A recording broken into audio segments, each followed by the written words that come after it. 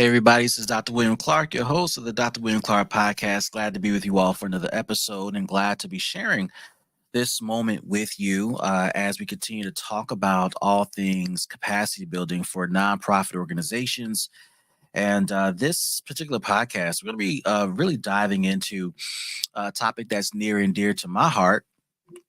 And that's the topic of leadership development for nonprofit leaders and executives. Want to share some thoughts with you to kind of lean into this idea and why it's so important for us to talk about this, why you should care about your professional development enough to explore leadership development on a consistent basis, and what are some solutions that you can tap into that can help you navigate through your challenges.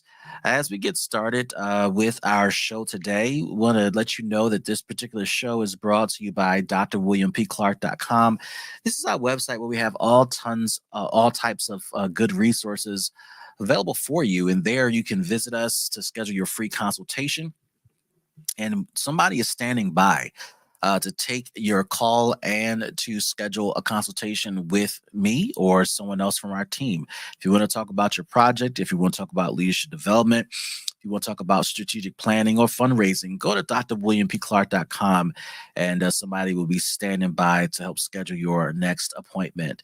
Also, if you want to get started on a number of things relative to strategic thinking and fundraising within your organization, go ahead and download your copy of the Nonprofit Fundraising Toolkit. That toolkit is a goodie bag of a lot of things that will help you navigate through thinking about ways to advance the capacity of your organization, particularly if you want to do it yourself.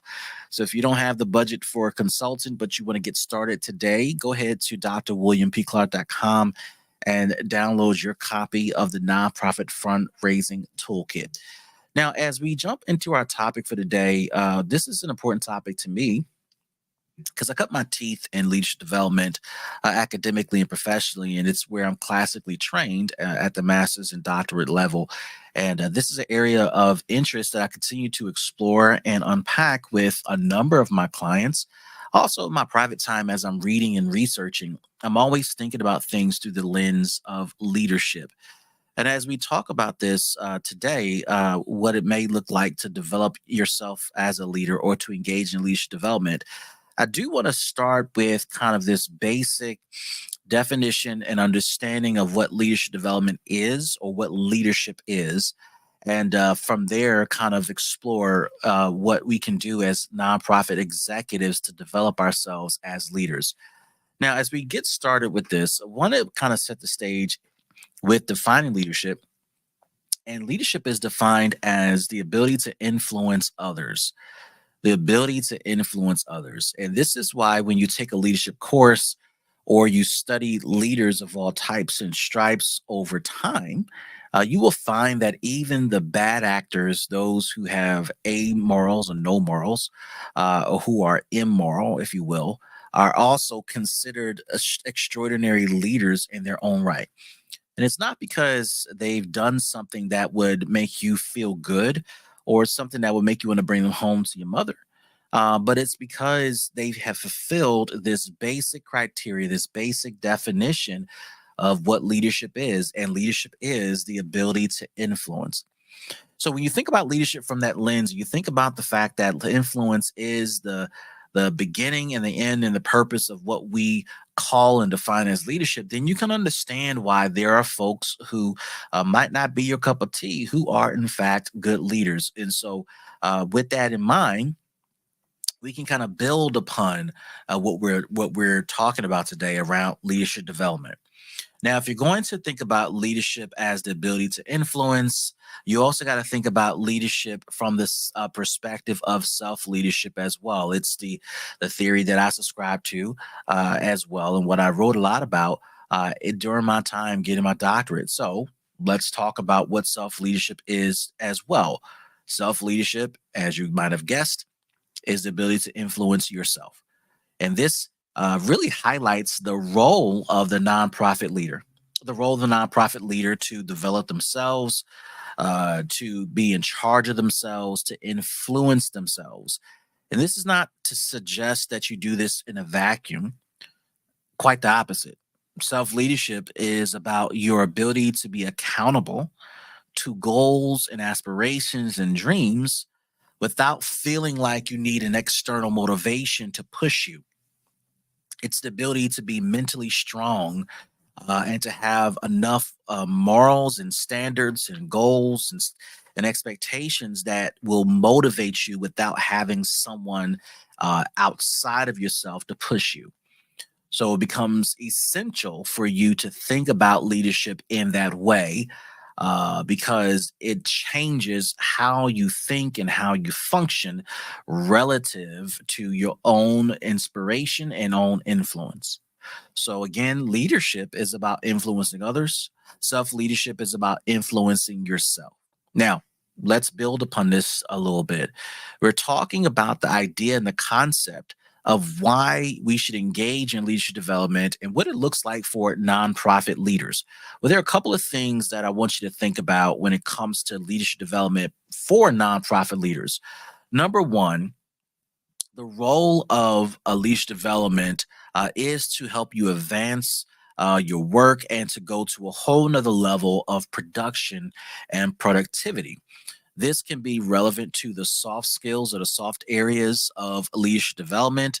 This can be relative to technical areas of your role as leader or some mixture of both. So, what do we mean by soft skills? When we talk about soft skills, we're talking about the things that cannot be seen or readily measured, such as organizational culture, such as how people feel about the organization's future, people feeling inspired, those things that can feel more emotional and less tactical. Those are the things that are considered the soft skill areas of leadership and how people feel as an included party, people, how they feel as an individual who plays a role in the growth of the organization. This type of stuff matters to your leadership. And so, if you're going to grow as a leader, you should be seeking out ways to grow in the soft areas as well as in the hard areas. So that begs the question: what are the soft and the hard areas, rather, in your leadership? Well, the hard areas in your leadership include the tactical, technical elements of the work that you do. So this includes the X's and the O's. This includes the math of what you do, the science of what you do, the things that bring in the money, right? So if you're in the area of economic development, this means that the hard skills are relevant to the your ability to generate new economic outcomes for your organization or for your municipality. The way you engage businesses, the way you bring in revenue or business opportunities, the way you connect the customer and the business together so that there's synergy, etc., etc. So when you're thinking about these things and you're looking at expanding your capacity as a leader and you're looking to engage in leadership development, you're looking at areas where you're impacting your staff and the organization, and you're looking at areas where you're impacting the front line where your customers are involved. And so there are different types of coaches who specialize in one or the other. There are some coaches that have the specialty and the skill to specialize in both.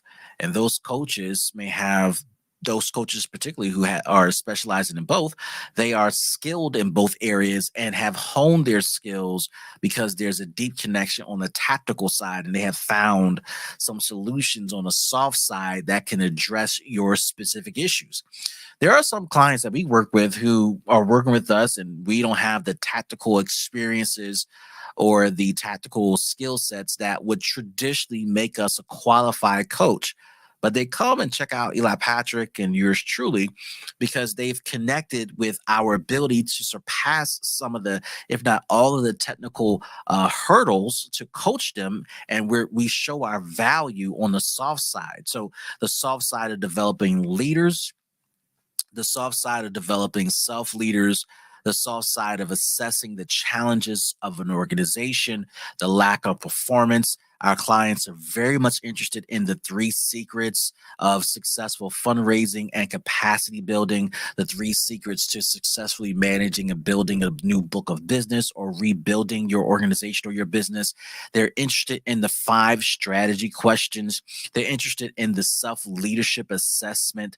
They're interested in our strategic leadership team assessment. They're interested in the entire SUSTI scale model that we've created and that we brought to the market. Those things that I've just mentioned, they surpass and they are really they're more like an umbrella over the tactical things that may drive a business, and they have an impact. They have a huge impact on an organization's ability to expand or build their capacity or start to strengthen their performance in a particular area.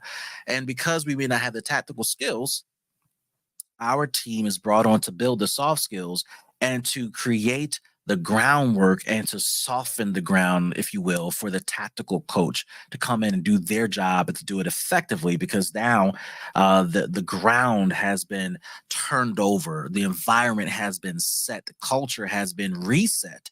To allow for technical teaching and coaching that can generate even greater results. As a coach, I'm not necessarily interested in being the all end all and be all for our customers. I believe that it's going to take a village to help our customers achieve their goals. And certainly, Eli Patrick, our company, myself, my team, we are confident in our ability to teach the things of SUSTI scale that we've created, things around self leadership and the five strategy questions and the three secrets, and a number of the things in between. We're confident in that, but we also know that there are other awesome coaches that we are more than happy to partner with to help your organization. We have a customer that we have worked with, and we worked with another consultant to bring a particular project to life, and that project is doing quite well. But one of the things that I relished in is making sure that our company and the other consultant worked well together for the express goal of solving the challenges our customer brought to us. And what that meant as a coach is that we took turns running portions of the project. There was no ego involved. And I can't speak for other consultants, I can't speak for other projects that you may see out there. But essentially, what we valued, our company and this other particular consultant, what we valued was the satisfaction of our customer and how they were positioned to satisfy their customers.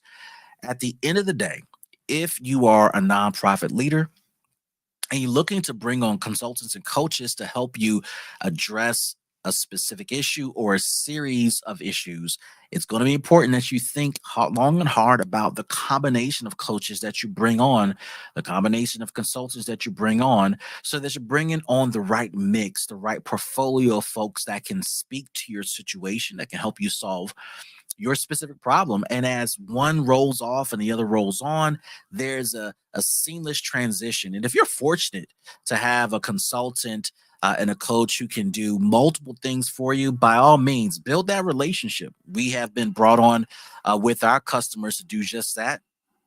Well, we've been brought on to work on a number of projects, both tactical, technical, and soft related. And we've been working with our customers for a number of years to help them reach their goals. We are more than happy to do that. And when we reach a point where, we need to bring on a different voice or a different consultant, we make the smartest, most appropriate recommendation for our customers. So when it comes to leadership development, these things are essential to your growth. These things are essential to your development as a leader. And so you may bring on a consultant to explicitly help you as an executive. So this is what we call executive coaching. Or you may help somebody, bring on somebody to help you in a tactical area, or you may bring on a coach to help build development or just expand on the development and capacity of your team and your organization. Now, I mentioned a few areas where a coach can help you or a consultant can help you in your development, but I want to just add a few more thoughts here about areas of interest where you can explore leadership development. Number one, you may find it helpful to bring on a coach who can help you in the area of strategic thinking. You may want to bring on a coach to help you in your emotional intelligence areas. And you may want to help find a coach or consultant help you adapt to what's happening in your business. So let's kind of explore these one by one. Number one, a coach who helps you in strategic thinking. This coach helps you reset your mindset. They help you rethink about how to realign your organization and its people and its goals to achieve a short and a long term vision. This coach may not be deeply involved in the X's and O's of your business or your organization, but this coach does provide insight and perspective that can help you think differently about the same set of facts that you've been wrestling with and dealing with for a long period of time.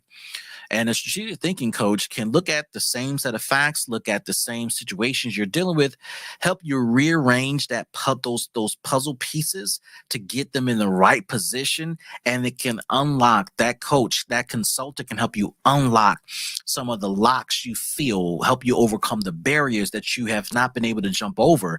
And this can be super helpful in cutting down the amount of time you spend trying to solve this problem, and or they can remove a barrier or help you remove a barrier that is standing in the way of you exploding in growth, exploding in performance, exploding in getting the results that you're looking for. Maybe you're hiring a coach who's going to help you in the emotional intelligence area. This is an area where you may feel that you need to get stronger in particular. So when we're talking about emotional intelligence, we're talking about exploring your awareness of yourself, your awareness of how you show up for you, how you show up for your team, how you show up for your board, how you show up for your customers, how you show up for your stakeholders, your awareness of how you present yourself, your awareness of how you handle situations identifies your leadership skills and your leadership type. This is how people experience you. So the more you are aware of your emotional presence and you're increasing your intelligence of your present self, your affect on yourself and others, the better you can identify challenges in your organization and you can fix them, the better you can identify successes in your organization and you can lean into them so that you can get more of the same results or even greater. Lastly, you may have a coach who's helping you with adaptability.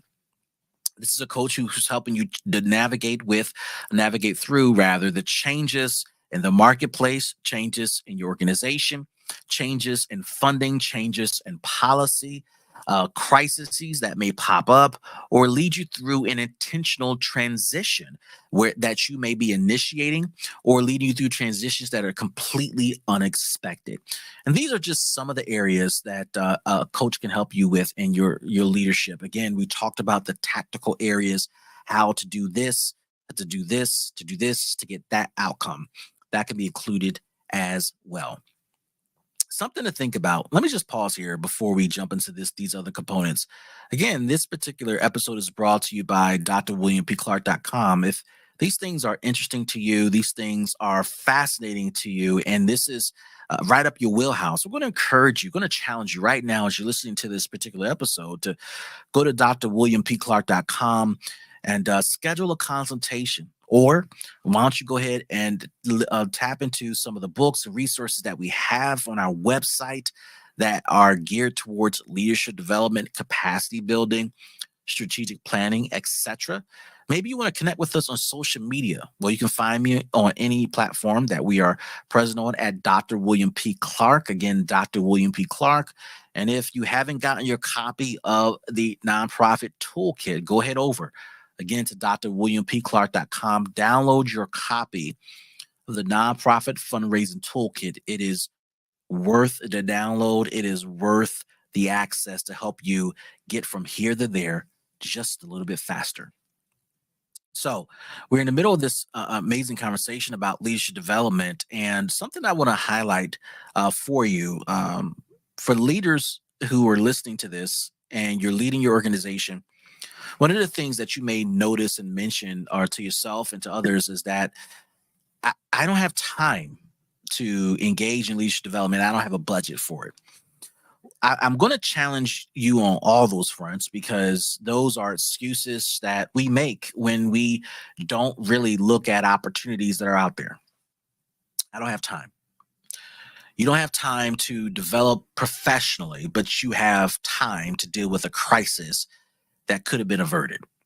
You don't have time to improve your emotional intelligence, but you have time to ruminate over staffing challenges.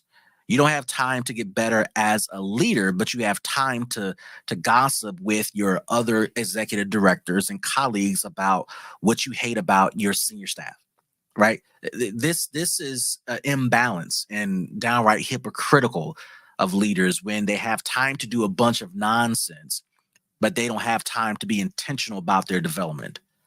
I want to be honest with you, and I want to challenge you to rethink your approach to how you spend and invest your time. I want to challenge you to be thoughtful about how you engage yourself in your own development and how you manage yourself every day. So if you don't have time, you got to do an evaluation of ways you can cut out wastes of time so that you can reinvest those moments, those minutes, those seconds, and if you have them, those hours into becoming better as a leader. Now, let's talk about affordability. Let's talk about free. Now, if you do an assessment of your funders, and if you have good funders, you may realize that some of your major funders and some of your mid-tier funders may provide professional development services or programs that are specifically designed for nonprofit executives and leaders. I have learned that funders are interested in having their high-performing organizations and those who are emerging to becoming high performers, they're invested in their success in one way or another. If you find out that your funder has an opportunity, a grant program, a cohort program where you don't have to pay anything to attend, but all you have to commit is your time and your mental energy to be a part of the professional development opportunities, can I challenge you to take a serious look at these things? Can I challenge you to pause what you're doing and be responsive to the opportunity? Can I challenge you to take on the free coaching that your funder may provide to you and don't second guess the journey? Some of you may be saying, well, I know all the things that the coach is going to teach. Maybe. But you might. In all seriousness, you actually might know all the things that the coach is going to teach. But what I've learned as a nonprofit executive, what I've learned as a capacity building coach to nonprofit leaders is that things that come out in coaching sessions, things that come out in one-on-one sessions, things that come out in group cohort sessions are things that are unplanned, things that are unexpected, things that are unchoreographed that ends up being amazing teachable moments. And even if you know everything, even if you know all that goes into the activity or the activities that are involved in the trainings, can I challenge you to come for the resources, to come for the research, and to come for the unexpected teachable moments, whether it comes from the individual leading the training or it comes from your cohort members who are going to share stories, examples, antidotes that can address challenges that you currently are experiencing. Next up, when it comes to affordability, let's take a step above free. One of the most affordable resources you can grab for professional development are books. Books, your library, your local bookstore, your Audible account, your Amazon account, wherever you grab your books. Think about how much it costs to purchase a book that teaches you how to resolve soft issues and hard issues. That costs 10, 15, 20, 30 bucks, filled with tons of information, insights, perspectives, antidotes, solutions that are very specific to what you're going through. And for that low cost of $30, you can have your issues addressed. You can have your issues challenged. You can have your perspectives challenged. You can have a conversation with the author. Well, what would you do if you do this situation? Well, keep reading. And maybe, and if you are studying the content of the authors that you're reading, they also offer, in some cases, referrals to other authors, other bodies of work, other pieces of information, other articles, other websites that can continue to drill down on this topic. Only cost you $30. I remember some years ago, I was considering a professional move to make a move in my career, and as I was mulling over this opportunity, I really became scared. I was fearful of what this opportunity would mean if I did land it. So I'm going through this process, and I ended up talking to a bunch of friends of mine. Again, free resource. Actually, it wasn't free. Those conversations with my friends cost me a cup of coffee. Bet at coffee shops, $3, $4. A good cup of coffee with some good friends gives you some professional development resources as well. So I'm talking to my friends, and I'm running this situation, by them for their perspective.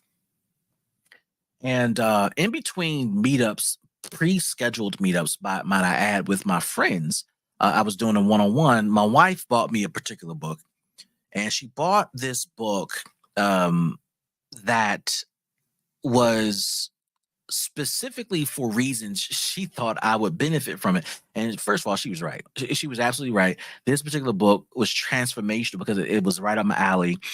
It just scratched a number of itches that I have, desires and perspectives of life that I have.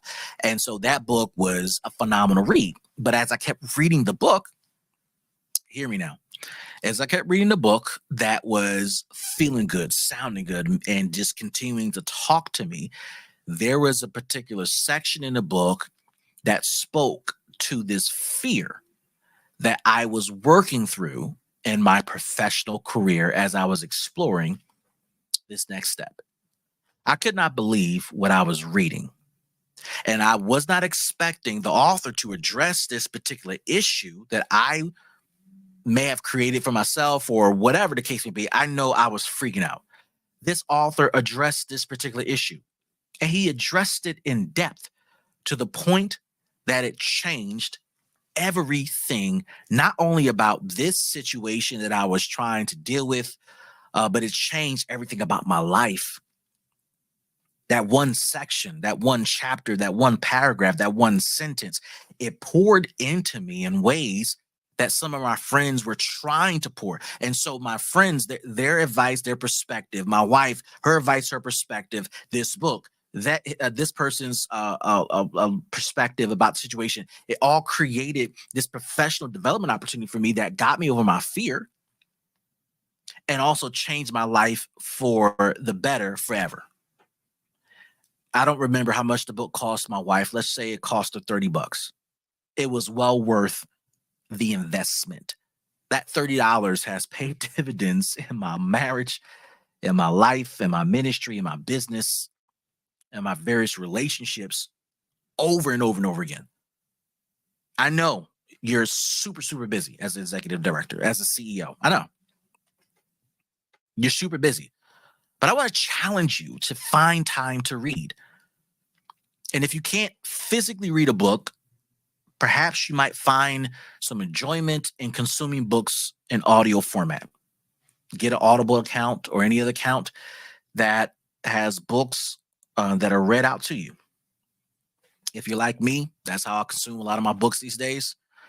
In fact, I consume them on 2x speed, sometimes faster, because I can hear faster than I can read it, and I can consume information faster.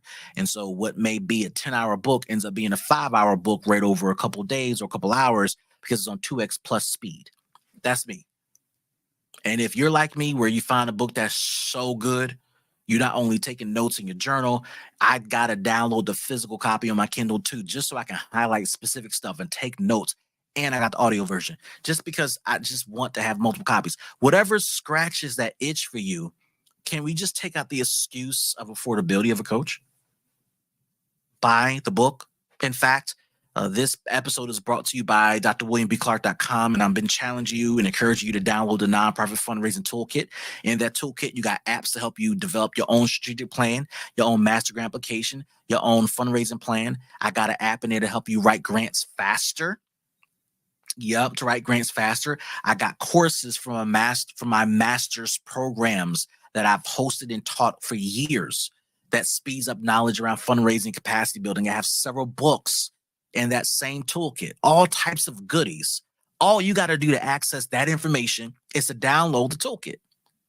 You may say, Dr. Clark, we can't afford, you and your company and your team to come and do X. That is totally fine. That's why we have the toolkit. So if you feel inspired to do it yourself or your budget challenged at this moment in this season, then get the more affordable option because you can make it happen. Affordability can't be the excuse. So we talked about free. We talked about coffee dates with your friends and your colleagues. If you're one of those leaders that feels like you don't have friends in the industry, you might want to look in the mirror. You can build relationships. It's okay. Make time for them. We talked about books. We talked about going through your funder. And so the more expensive option would be to pay for it out of pocket, right? With the budget within the organization.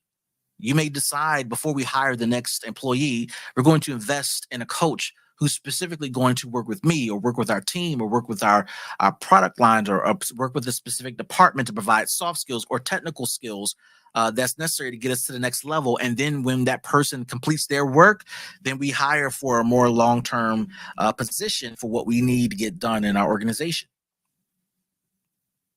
Budget accordingly. Write a grant. Secure sponsorships. Ask your board to help raise money for your coach. There are ways to do this, yo.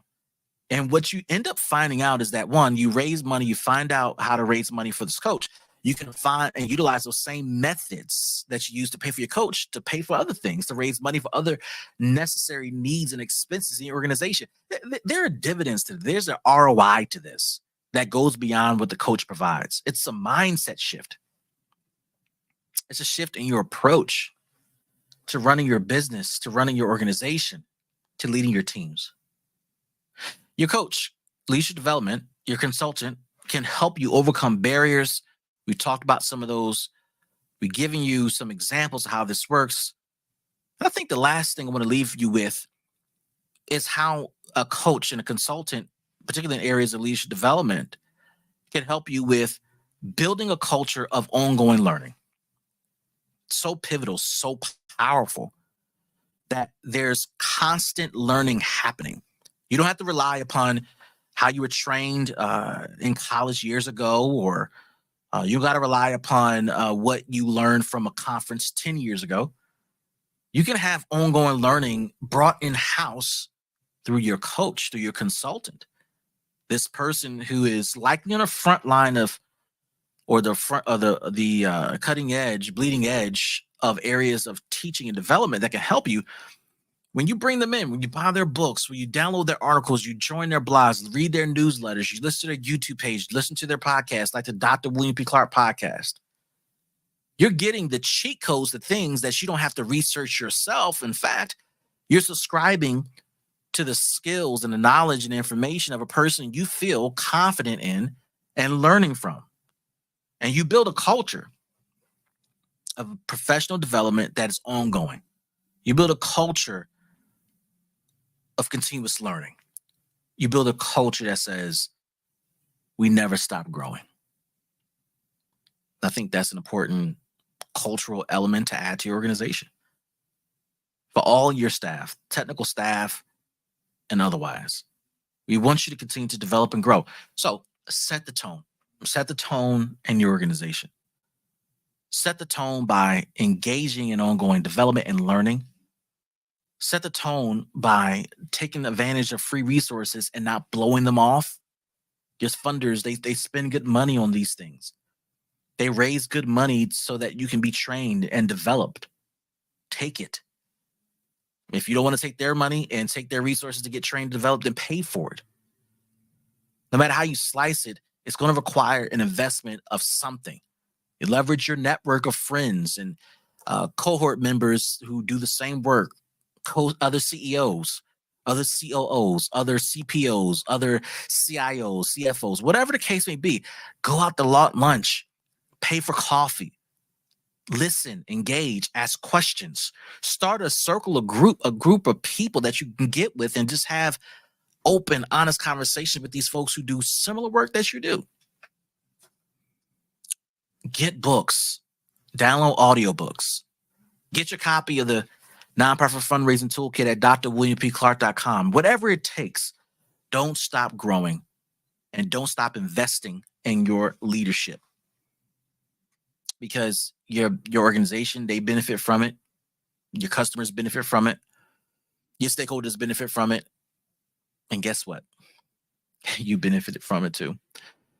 If any of this was helpful, go to drwilliampclark.com and schedule your consultation. We'll be glad to meet with you to talk about your fundraising needs, your capacity building needs, your leadership development needs, etc. Whatever it is that you need to talk about. If the topics from today are of interest to you, go to drwilliampclark.com. We'll be glad to speak with you.